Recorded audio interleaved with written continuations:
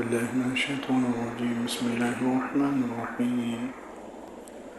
الحمد لله رب العالمين الرحمن الرحيم مالك يوم الدين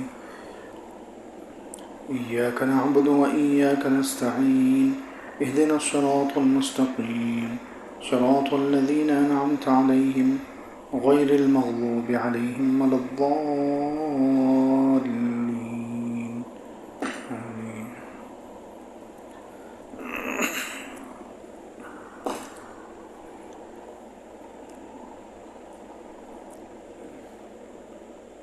پچھلے ہفتے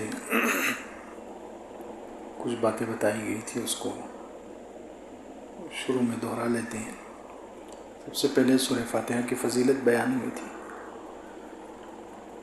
کہ سورہ فاتحہ کو اللہ کے رسول صلی اللہ علیہ وسلم نے قرآن کی سب سے عظیم اور سب سے بڑی سورت کہا ہے مقام اور مرتبے کے اعتبار سے. اس کو عظیم سورت کا نام دیا گیا. اسی طریقے سے فرشتے نے آ کر حضور اقدس صلی اللہ علیہ وسلم کو بشارت سنائی کہ آپ کو دو نور دیے گئے ہیں جو کسی اور کو نہیں دیے گئے. ایک تو سورہ فاتحہ اور ایک سورہ بقرہ کے آخر کی آیت ہے.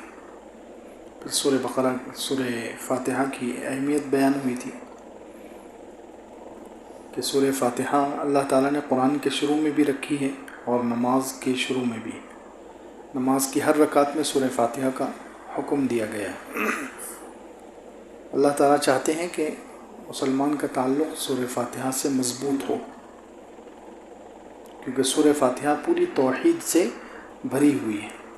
سورہ فاتحہ میں شرک کا توڑ ہے. سورہ فاتحہ کی ہر آیت دیکھ لیں.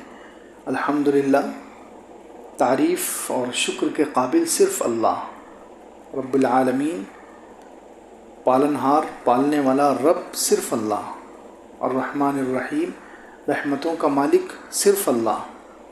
مالک یوم الدین، قیامت کا مالک صرف اللہ. ایاک نعبد، عبادت کے لائق صرف اللہ. یعنی عبادت کی جائے گی، سر جھکایا جائے گا، جانور ذبح کیا جائے گا، نظر و نیاز اور منت مانی جائے گی صرف اللہ کے لیے. یہ عبادت کی جتنی قسمیں ہیں وہ خاص ہے اللہ کے ساتھ. تو عبادت کے قابل صرف اللہ. وَإِيَّاكَ نَسْتَعِينُ، مدد مانگنے کے قابل صرف اللہ. اهدنا الصراط المستقیم، ہدایت دینے والا صرف اللہ. صراط الذین انعمت علیہم، نیک لوگوں کی راہ پر چلا کر جنت تک پہنچانے والا صرف اللہ. اور غیر المغضوب علیہم ولا الضالین، گمراہی سے بچا کر، برے لوگوں کے راستے سے بچا کر جہنم سے بچانے والا صرف اللہ. اب دیکھیے اس کے ہر جملے میں توحید ہے اور ہر جملے میں شرک کا توڑ ہے.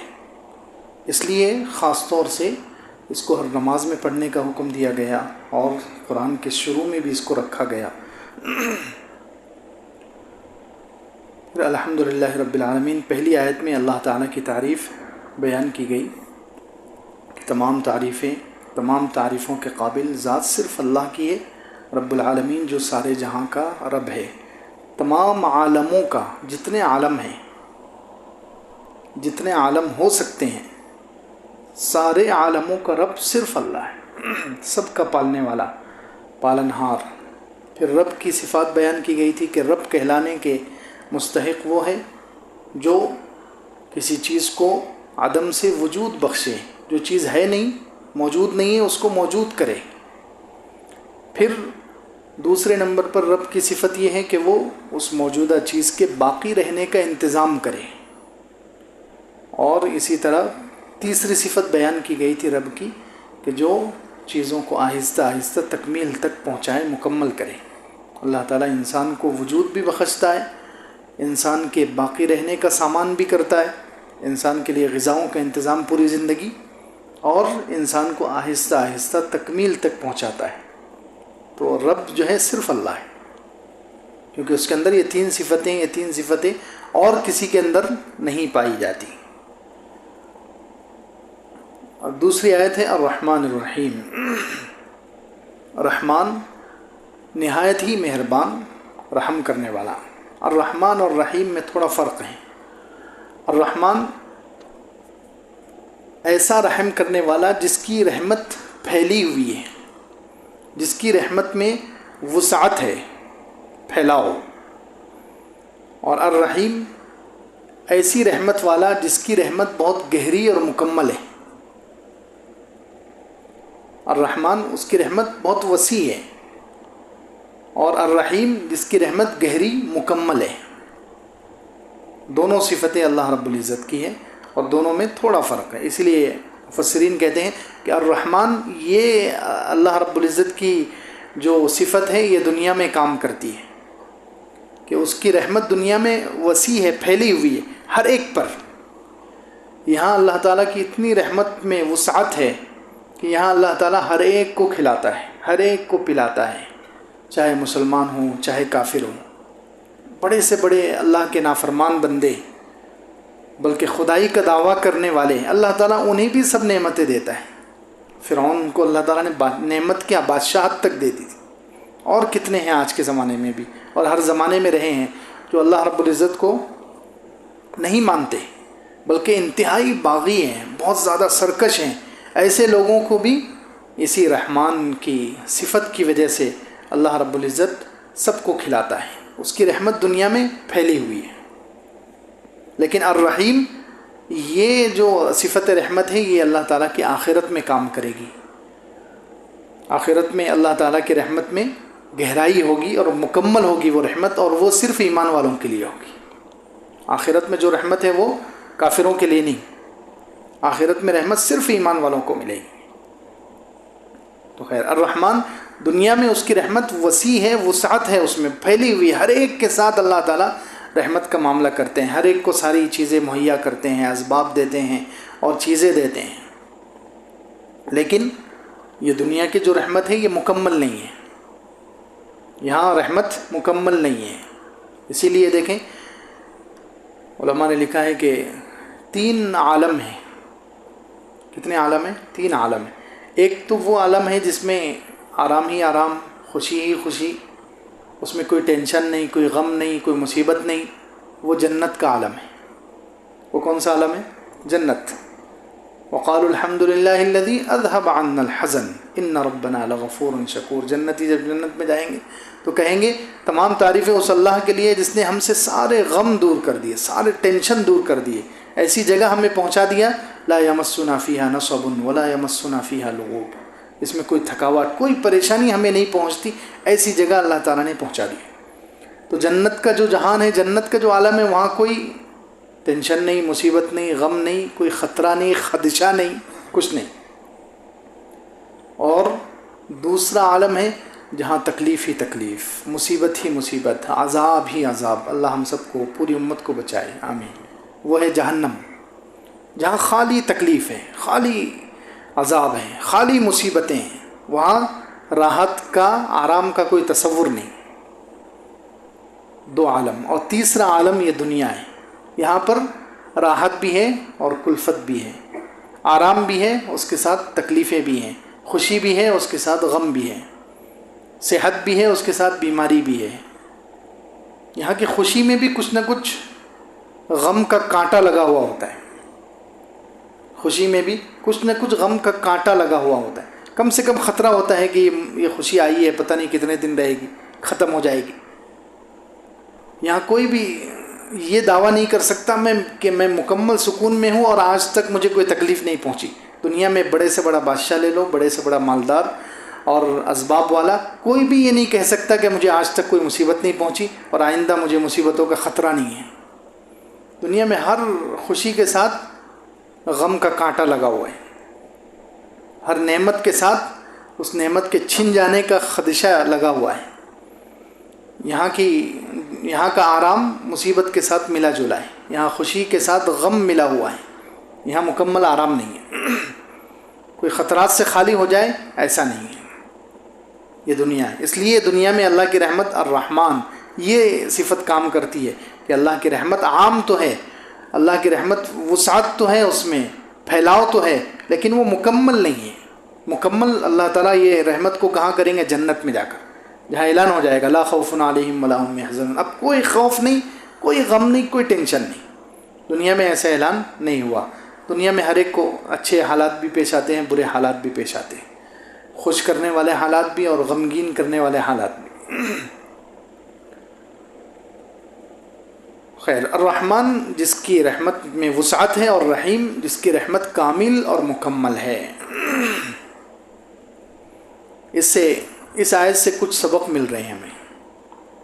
سب سے پہلا سبق تو یہ مل رہا ہے کہ اللہ کی رحمت بہت زیادہ ہے، اس کی رحمت اس کے غصے پر حاوی ہے، کیونکہ یہاں اللہ تعالیٰ نے دونوں رحمت والی صفات بیان کی، الرحمن الرحیم۔ تو اللہ کی رحمت حدیث میں بھی ہے، ان رحمتی سبقت علی غضبی، کہ میری رحمت آگے بڑھ گئی میرے غصے سے۔ دنیا میں اللہ تعالیٰ زیادہ تر رحمت کا معاملہ کرتے ہیں، زیادہ تر رحمت کا معاملہ کرتے ہیں۔ اسی لیے دیکھیں بڑے بڑے اللہ کے نافرمانوں کو اللہ تعالیٰ ڈھیل دیتے ہیں، چھوٹ دیتے ہیں، کیسے کیسے گناہ کر رہے ہیں، کیسے کیسے گناہ ہو رہے ہیں دنیا میں، کیسی کیسی نافرمانیاں ہو رہی ہیں، کیسی کیسی بغاوتیں اور سرکشیاں ہو رہی ہیں، کس کس طریقے سے اللہ کو ناراض کیا جا رہا ہے، لیکن پھر بھی اللہ تعالیٰ پکڑ نہیں کر رہے ہیں فوراً۔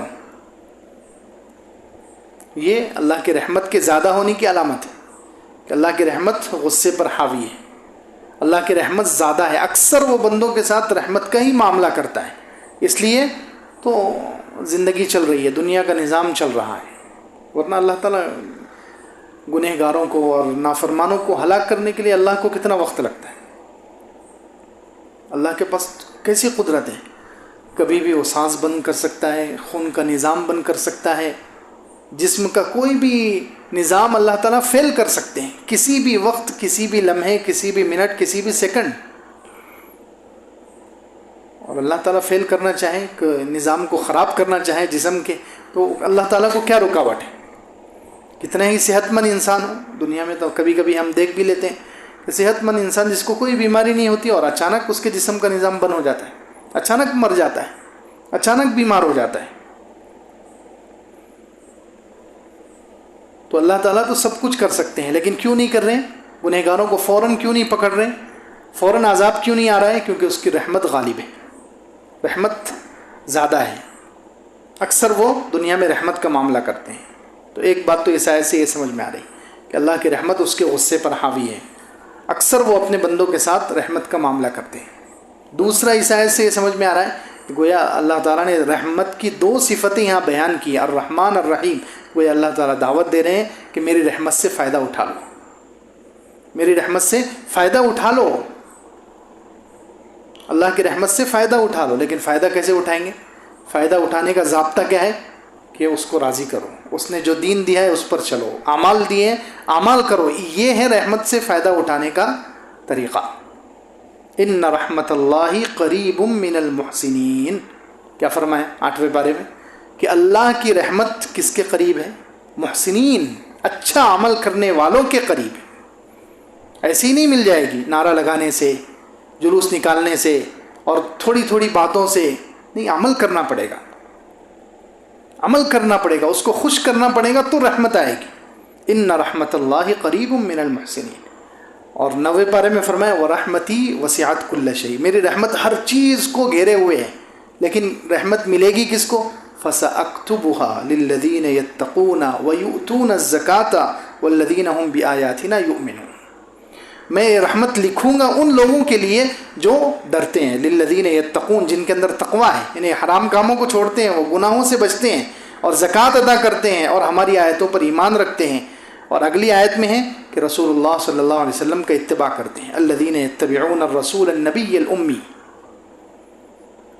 تو دیکھیے رحمت جو ہے ایسی نہیں مل جائے گی، رحمت عام تو ہے، اللہ تعالیٰ دعوت دے رہے میری رحمت سے فائدہ اٹھاؤ، لیکن طریقہ کیا ہے کہ اس نے جو دین دیا ہے اس پر چلنا پڑے گا، جو اعمال دیے ہیں ان اعمال کو کرنا پڑے گا، تو رحمت ہمارے قریب آ جائے گی۔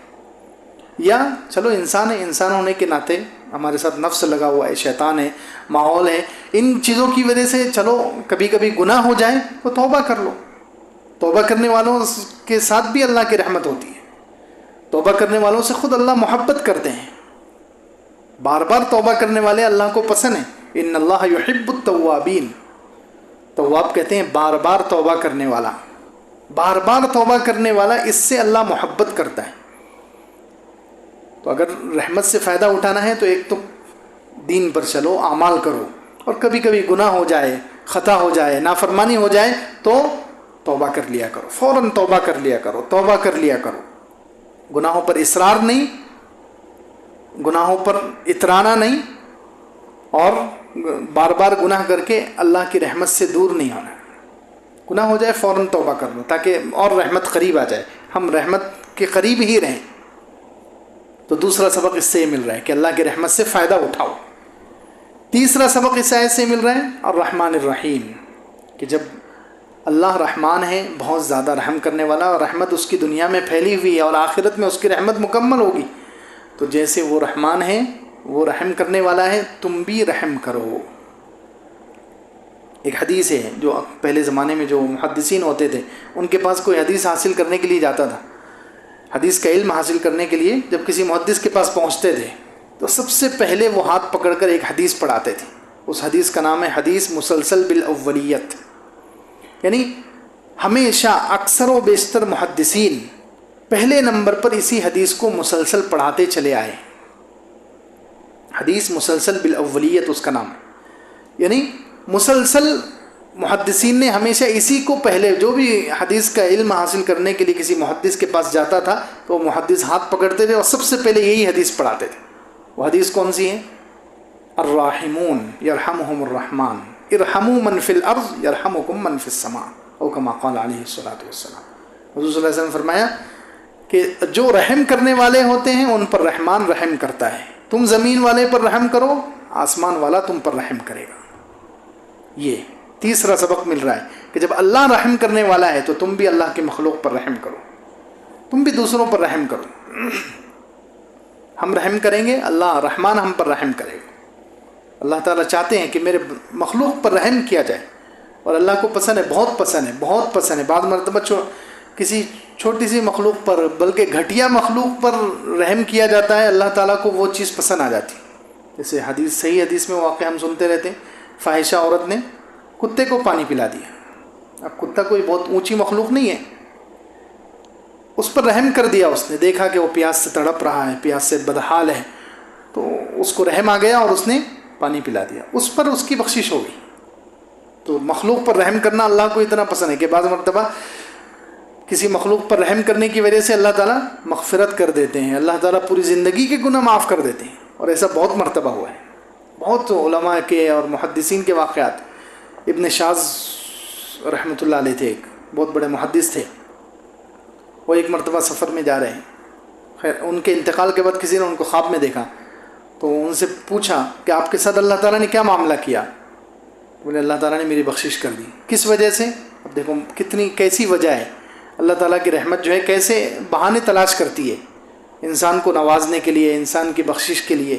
تو کہتے ہیں میں جا رہا تھا، اچانک بارش شروع ہو گئی. وہ محدث تھے، ان کے پاس حدیث کی کتابیں تھیں. اس زمانے میں حدیث کی کتابیں قلم سے اور جو روشنائی سے لکھی جاتی تھی، اس میں عام طور پر یہ ہوتا تھا کہ اگر بارش ہو گئی، پانی گر گیا اس پر، تو وہ ساری جو لکھائی ہے روشنائی وہ مٹ جاتی تھی، لکھا ہوا سب مٹ جاتا تھا. تو کہتے ہیں بارش شروع ہو گئی تو اب میں جنگل میں تھا، میدان میں، وہاں کوئی سایہ نہیں تھا، کوئی ایسی جگہ نہیں تھی جہاں بارش سے بچنے کے لیے چلا جاؤں.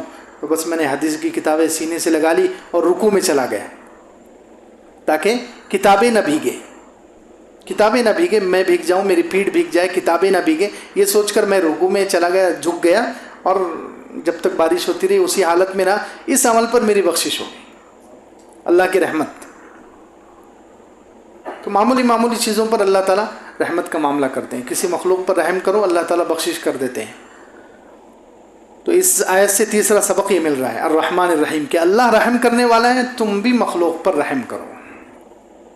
پھر اس سے ایک اور مسئلہ سمجھ میں آ رہا ہے کہ اللہ رحم کرنے والا ہے تو اللہ کی رحمت کا تقاضا یہ ہے کہ اللہ تعالیٰ دنیا میں نبیوں کو بھیجے. اس سے گویا رسالت کا عقیدہ نکل رہا ہے. کیونکہ جب اللہ اتنا رحم کرنے والا ہے کہ بندوں کو اللہ تعالیٰ نے کیا نہیں دیا، وجود دے دیا، جسم کی ساری نعمتیں دے دی، غذائیں دے دی، ساری چیزیں اللہ تعالیٰ نے کتنی نعمتوں سے نوازا ہے.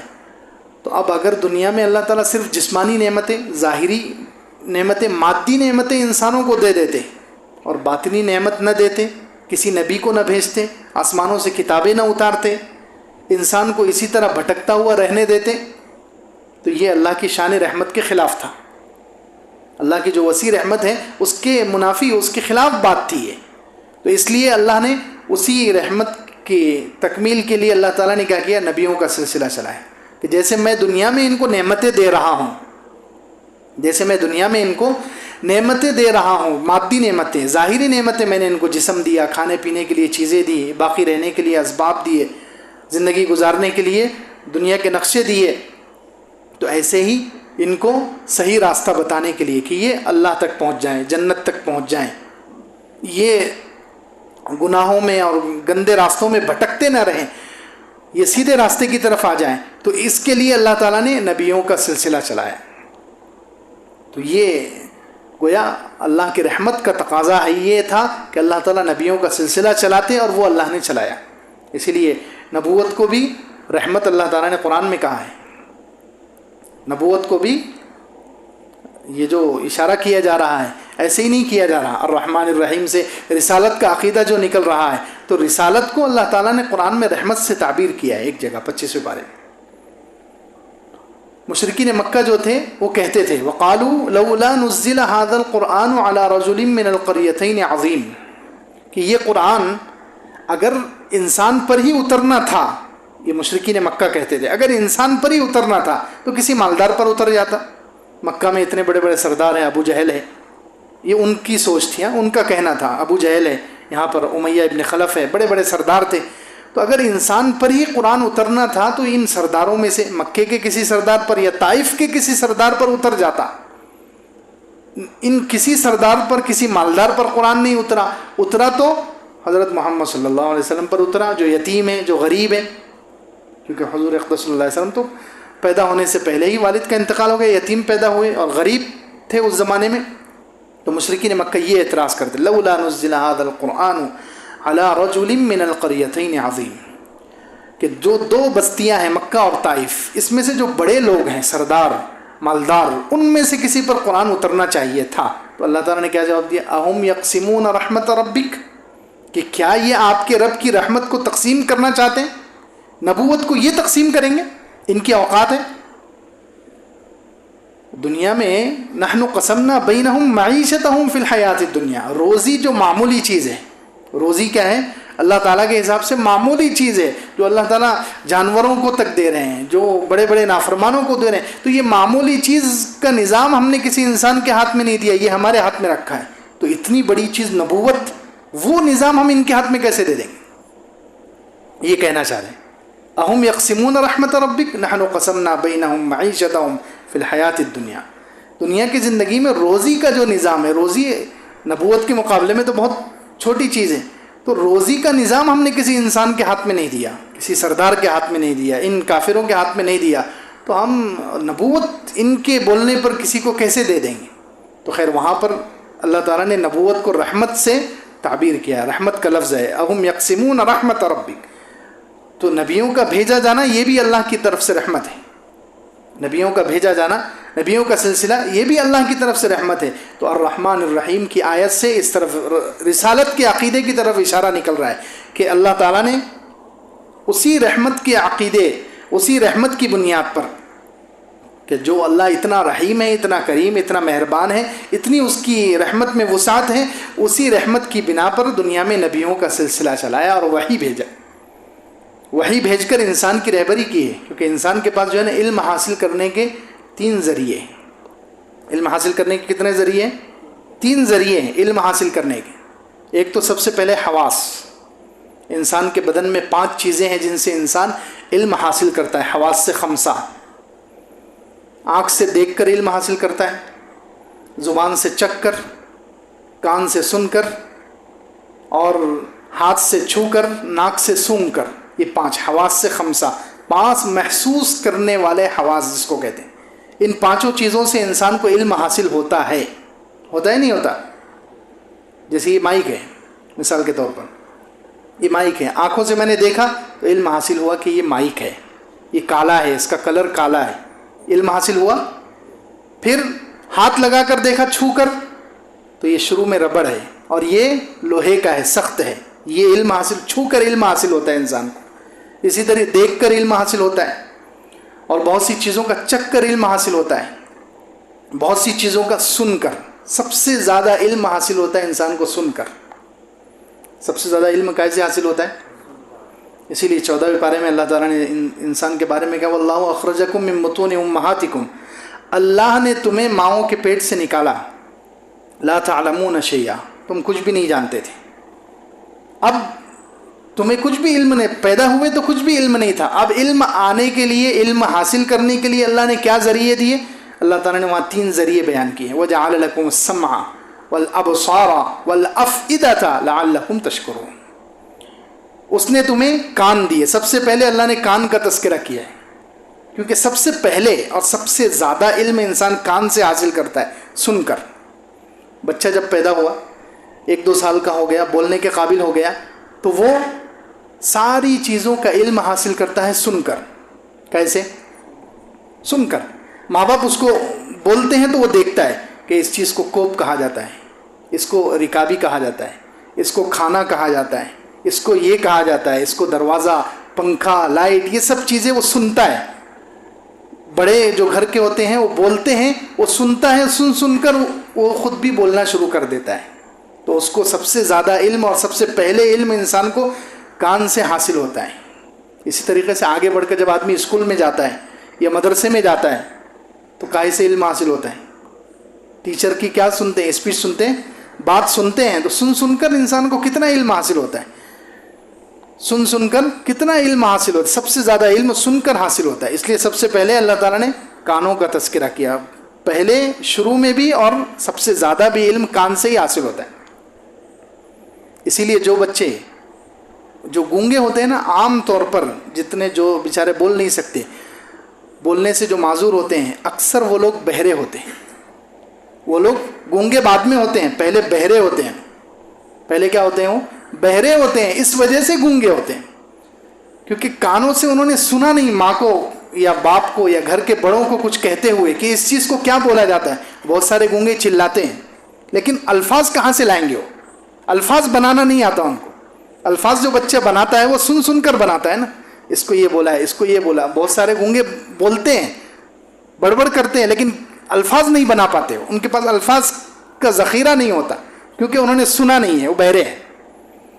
تو خیر، انسان کو علم حاصل ہوتا ہے. سب سے پہلا علم حاصل کرنے کا ذریعہ یہ حواس، یہ 5 جو چیزیں ہیں انسان کے جسم میں، ان سے انسان علم حاصل کرتا ہے.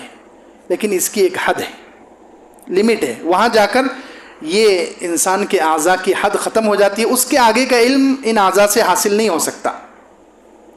جیسے آنکھ سے ہم نے دیکھ لیا کہ یہ مائک ہے، کالا ہے، اور ہاتھ سے چھو کر ہم نے دیکھ لیا کہ یہ لوہے کا ہے، یا شروع میں یہ ربڑ لگا ہوا ہے. تو یہ ہاتھ سے بھی چھو کر علم حاصل ہو گیا، آنکھ سے دیکھ کر علم حاصل ہو گیا، کان سے سن کر ہمیں معلوم ہوا کہ اس کی آواز دور تک جا رہی ہے. تو یہ، لیکن اس کی ایک لمٹ ہے، اس کی ایک حد ہے. اس کی ایک حد ہے. حد کہاں تک ہے؟ اتنا تو علم حاصل ہو گیا کہ یہ کیا چیز ہے. لیکن یہ اگر معلوم کرنا چاہے اپن ہاتھ کے ذریعے یا آنکھ کے ذریعے یا کان کے ذریعے کہ یہ چیز آئی کہاں سے ہے، تو ہاتھ اور آنکھ یہ چیز نہیں بتا سکتے. ہاتھ اور آنکھ یہ چیز نہیں بتا، یہ چیز آئی کہاں سے، یہ چیز بنی کہاں سے، کیسے بنی، یہ ہاتھ اور آنکھ نہیں بتا سکتے، کان، زبان نہیں بتا سکتے. اس کے لیے اللہ تعالیٰ نے دوسرا علم کا ذریعہ دیا، عقل. عقل سوچتی ہے کہ یہ چیز بنی ہوئی ہے، اس کا مطلب کسی نے بنایا ہے، کوئی کاریگر ہے. ہم نے دیکھا تو نہیں کاریگر کو آج تک. مائک بنانے والا جو کاریگر ہے، دیکھا ہے ہم نے کبھی؟ نہیں دیکھا. ہماری آنکھوں نے نہیں دیکھا، ہمارے سامنے کسی نے نہیں بنایا. لیکن یہ سب معلوم کیسے ہوا؟ عقل کے ذریعے سے ہم نے سوچا کہ یہ چیز بنی ہوئی ہے اور اس سے یہ فائدہ حاصل ہو رہا ہے، اس کا مطلب کسی نے بنایا. یہ عقل ہمیں کہہ رہی. تو دوسرا علم حاصل کرنے کا ذریعہ عقل ہے. لیکن عقل کی بھی ایک لمٹ ہے. عقل بھی ایک جگہ جا کر علم دینا بند کر دیتی. اس کے آگے کا علم عقل سے آپ حاصل نہیں کر سکتے. جیسے یہ تو معلوم ہو گیا عقل کے ذریعے کہ اس کا ضرور کوئی کاریگر ہے، اس کا کوئی انجینئر ہے، اس نے یہ کسی فیکٹری میں بنی ہے. اتنا تو معلوم ہو گیا عقل کے ذریعے. لیکن اس سے آگے کا علم ہے کہ اس مائک کو کہاں استعمال کرنا چاہیے، کہاں نہیں کرنا چاہیے، کہاں استعمال جائز، کہاں ناجائز. یہ عقل بتا سکتی ہے؟ نہیں بتا سکتی. اس کے لیے وحی کا علم چاہیے. تیسرا علم کا ذریعہ، کون سی چیز جائز، کون سی ناجائز، کون سی چیز کا استعمال کب جائز اور کب ناجائز، یہ علم جو ہے عقل بھی نہیں دے سکتی. عقل سے انسان نہیں سوچ سکتا. عقل سے سوچے گا تو ہر انسان کی الگ الگ عقل ہے، تو ہر ایک اپنی شریعت نہیں بنا لے گا پھر وہ. اس لیے عقل پر یہ نہیں چھوڑا گیا، یہ وحی پر ہے. اللہ تعالیٰ نے اس کے لیے تیسرا ذریعہ علم کا دیا کہ جہاں عقل بھی کام کرنا چھوڑ دیتی ہے تو وحی کے ذریعے سے آگے کا علم. تو یہ 3 ذریعے ہیں علم حاصل کرنے کے. وہ تیسرا ذریعہ وحی ہے. اسی وحی کو اللہ تعالیٰ نے بھیجا اپنی رحمت کی وجہ سے کہ اللہ تعالیٰ بہت زیادہ رحم کرنے والا ہے. اپنی رحمت کے تقاضے سے اللہ رب العزت نے دنیا میں وحی کا سلسلہ چلایا. تو خیر اس آیت سے یہ 4 باتیں معلوم ہوں کہ اللہ تعالیٰ کی رحمت غالب ہے. زیادہ تر اللہ تعالیٰ رحمت کا معاملہ کرتے ہیں. دوسرے جیسے اللہ رحمت کا معاملہ کرتے ہیں، اس کی رحمت زیادہ ہے، تم اس سے فائدہ اٹھاؤ، اس کی رحمت سے فائدہ اٹھاؤ. فائدہ اٹھانے کے لیے دین پر چلو، اس کے احکامات پر چلو، اس کو راضی کرو. یہ تیسرے جیسے اللہ رحم کرتا ہے تم بھی مخلوق پر رحم کرو، جیسے اللہ رحم کرتا ہے تم بھی مخلوق پر رحم کرو. چوتھے کہ اسی رحمت، اللہ کی رحمت اتنی دنیا میں پھیلی ہوئی ہے، اسی رحمت کے تقاضے سے اللہ رب العزت نے رسالت کا سلسلہ چلایا، نبیوں کا سلسلہ چلایا. تیسری آیت ہے مالک یوم الدین. اللہ تعالیٰ قیامت کے دن کا مالک ہے.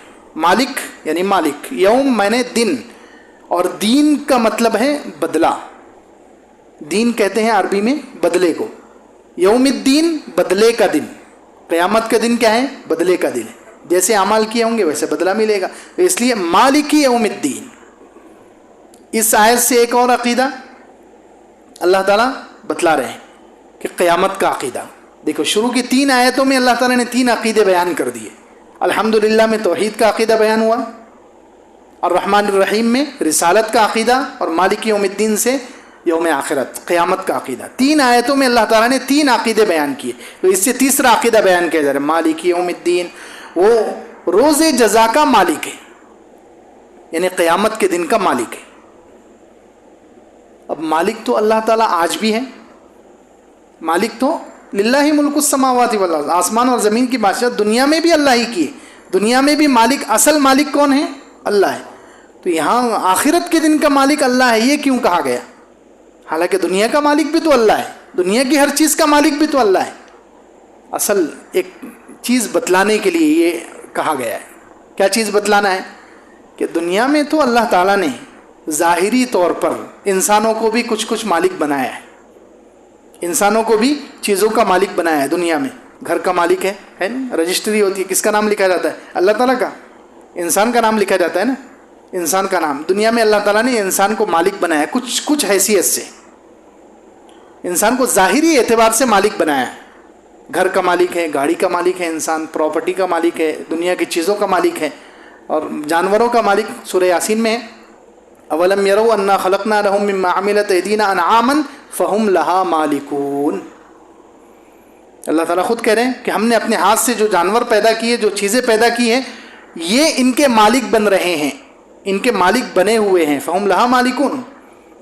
تو خیر انسان کو دنیا میں اللہ تعالیٰ نے ظاہری طور پر کچھ مالک بنایا ہے، ظاہری طور پر کچھ ملکیتیں اللہ تعالیٰ نے دنیا میں انسان کو دے دی ہے. لیکن آخرت میں ایسا نہیں ہوگا. آخرت میں تنے تنہا اکیلا صرف اللہ مالک رہے گا. انسان وہاں اتنا فقیر ہو جائے گا، اتنا فقیر اور اتنی حیثیت پر آ جائے گا کہ اللہ کے رسول صلی اللہ علیہ وسلم نے ارشاد فرمایا قیامت کے دن جب تم اٹھو گے تو کپڑوں کے بھی مالک نہیں رہو گے. دنیا میں کم سے کم غریب سے غریب انسان کھانا نہیں کھاتا لیکن کپڑا تو ہوتا ہے، ننگا نہیں ہوتا، پھٹا پرانا ہی صحیح، کم سے کم انسان کپڑے کا مالک ہوتا ہے. اس کے پاس گھر نہیں ہوتا، کھانے کو نہیں ہوتا، لیکن کپڑا تو ہوتا ہے. تو قیامت کے دن اتنا انسان بے بس ہوگا، اور قیامت کے دن ساری ملکیت اتنی اللہ کی ہوگی کہ وہاں پر اللہ تعالیٰ کپڑے کا بھی مالک نہیں بنائیں گے انسان جب اٹھیں گے حفاتن عراتن غرلن. اللہ کے رسول صلی اللہ علیہ وسلم فرمایا تم ننگے پاؤں، ننگے بدن اور بغیر ختنہ کے اٹھائے جاؤ. کپڑے بھی اللہ تعالیٰ انسان کو نہیں دیں گے، بعد میں پہنائیں گے، وہ الگ بات ہے. اعزاز کے طور پر جنتیوں کو اور انبیاء علیہ السلام اور سارے نیک لوگوں کو سب کو کپڑے پہنائے، لیکن شروع میں جب اٹھیں گے تو کوئی کسی چیز کا مالک نہیں ہوگا. گھر کا مالک ہونا دور کی بات، پراپرٹی اور چیزوں کا مالک ہونا دور کی بات، انسان کپڑوں کا بھی مالک نہیں رہے گا. اتنا بے بس اور اتنا فقیر ہوگا وہاں پر، اس لیے خاص طور سے اللہ تعالیٰ نے آخرت کی ملکیت کا ذکر کیا ہے کہ آخرت کا مالک میں اکیلا ہوں، مالک یوم الدین، میں مالک ہوں۔ اب دیکھیں اس میں امام رازی رحمۃ اللہ علیہ لکھتے ہیں کہ 3 آیتوں میں اللہ تعالیٰ نے اپنے 5 نام استعمال کیے۔ 3 آیتوں میں کتنے نام استعمال کیے؟ اللہ تعالیٰ نے اپنے 5 نام استعمال کیے۔ الحمدللہ، ایک تو اللہ، الحمدللہ میں اللہ کا نام آیا۔ دوسرے رب العالمین، رب۔ تیسرے الرحمن، چوتھے الرحیم، پانچویں مالک، قیامت کے دن کا مالک۔ تو اللہ تعالیٰ نے اپنے 5 نام استعمال کیے ہیں 3 آیتوں میں۔ امام رازی رحمۃ اللہ علیہ لکھتے ہیں کہ ان 5 ناموں سے، اللہ تعالیٰ کے 5 ناموں سے اسلام کے جو بنیادی 5 چیزیں ہیں، 5 اعمال ہیں، ان کی طرف اللہ تعالیٰ اشارہ کرنا چاہ رہے ہیں۔ بنی الاسلام علی 5، اسلام کی بنیاد 5 چیزوں پر ہے۔ اللہ کے رسول صلی اللہ علیہ وسلم فرمایا، ایک تو کلمہ شہادت کی گواہی، شہادت اللہ الہ الا اللہ وان محمد الرسول اللہ، اللہ تعالیٰ کے ایک ہونے کی گواہی اور محمد صلی اللہ علیہ وسلم کے اللہ کا رسول ہونے کی گواہی، نماز کا قائم کرنا، روزہ رکھنا، حج کرنا اور زکوٰۃ دینا، یہ 5 اعمال جن پر اسلام کی بنیاد ہے۔ تو ان 5 ناموں سے اللہ تعالیٰ نے اس کی طرف اشارہ کیا۔ پہلا جو نام ہے اللہ، اس سے کلمہ شہادت کی طرف اشارہ ہے، اللہ کے نام سے کلمہ شہادت کی طرف اشارہ ہے، لا الہ الا اللہ کی۔ رب العالمین، رب جو دوسرا نام ہے رب، اس سے نماز کی طرف اشارہ ہے۔ رب کہتے ہیں پالنے والا، جیسے اللہ تعالیٰ پالتا ہے تو مسلمان نماز کے ذریعے سے اپنا ایمان پالتا ہے، ایمان کو بڑھاتا ہے۔ نماز کے ذریعے سے ایمان والا کیا کرتا ہے؟ اپنے ایمان کو پرورش کرتا ہے، ایمان کو پروان چڑھاتا ہے۔ اللہ تعالیٰ دنیا میں مخلوق کو پروان چڑھاتے ہیں تو مسلمان نماز کے ذریعے سے اپنے ایمان کو پروان چڑھاتا ہے۔ اس لیے رب کے نام سے نماز کی طرف اشارہ ہے۔ کہتے ہیں الرحمن، الرحمن کے نام سے زکوٰۃ کی طرف اشارہ ہے، الرحمن کے نام سے زکوٰۃ کی طرف اشارہ ہے کہ جیسے اللہ تعالیٰ کی رحمت بہت وسیع ہے، ہر مخلوق پر پھیلی ہوئی ہے، تو تم بھی کیا کرو؟ اپنے مال کی زکوٰۃ دے کر بندوں پر رحم کرو۔ جیسے اللہ تعالیٰ دے رہا ہے، مخلوق کو اپنی رحمت پھیلا رہا ہے، تم بھی زکوٰۃ دے کر لوگوں پر رحم کرو۔ تو رحمان سے تیسری چیز زکوٰۃ کی طرف اشارہ ہے۔ چوتھے الرحیم، اس سے روزوں کی طرف اشارہ ہے کہ اللہ کی رحمت مکمل ہوگی۔ رمضان میں مسلمان روزہ رکھتا ہے تو اس میں مکمل اللہ کی رحمت حاصل کرتا ہے، مکمل اللہ کی رحمت حاصل کرتا ہے، اس کی طرف اشارہ ہے۔ پانچویں مالک یوم الدین، اللہ قیامت کے دن کا مالک ہے، اس سے حج کی طرف اشارہ ہے کہ جیسے قیامت کے دن انسان جائے گا، اس کے پاس کچھ نہیں ہوگا۔ آدمی حج کو جاتا ہے تو ایسے ہی ہوتا ہے، حج کو جاتا ہے تو گھر بار کو چھوڑ دیا، ساری چیزوں کو، جیسے جب انسان دنیا سے وفات پاتا ہے تو سب چھوڑ چھاڑ کے چلا جاتا ہے، ایسے ہی حج میں جاتا ہے تو یہاں گھر بار کو چھوڑ دیا، وطن کو چھوڑ دیا، ماں باپ کو چھوڑ دیا۔ تو مالک کے نام سے حج کی طرف اشارہ ہو رہا ہے۔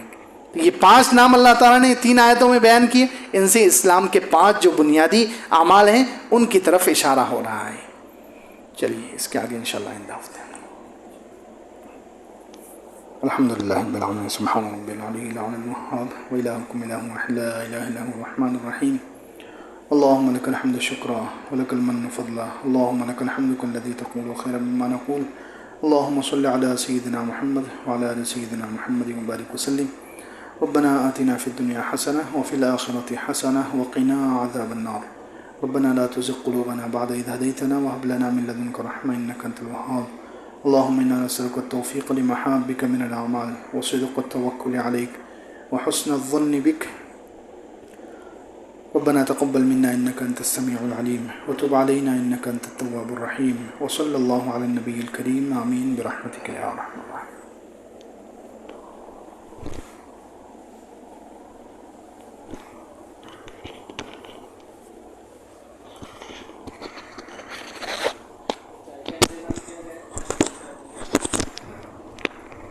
بے سب ساتھی چائے پی کر جائیں۔